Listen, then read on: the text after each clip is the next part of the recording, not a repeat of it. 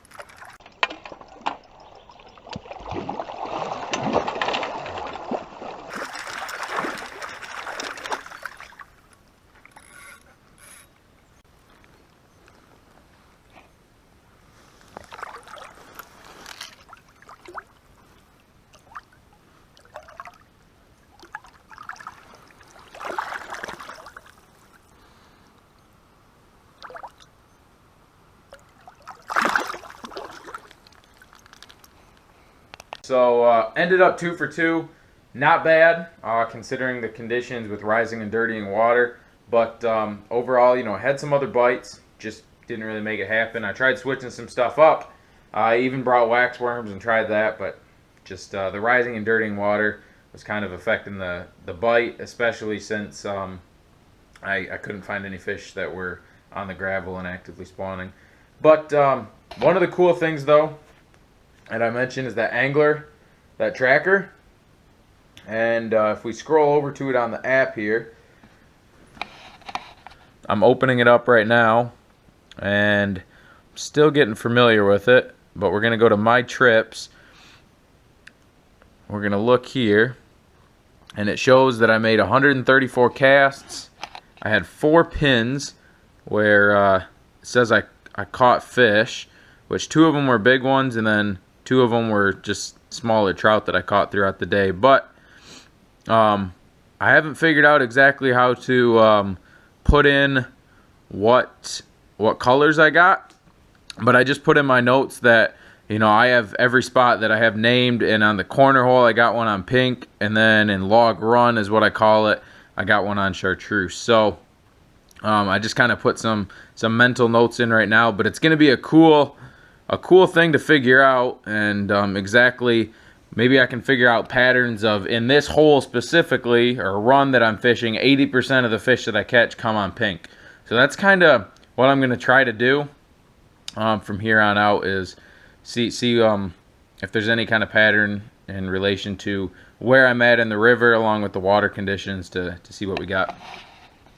But until next time, guys, hey, stay hooked up, tight lines, and don't forget, hit the subscribe button, and we're going to be back out on the river very shortly.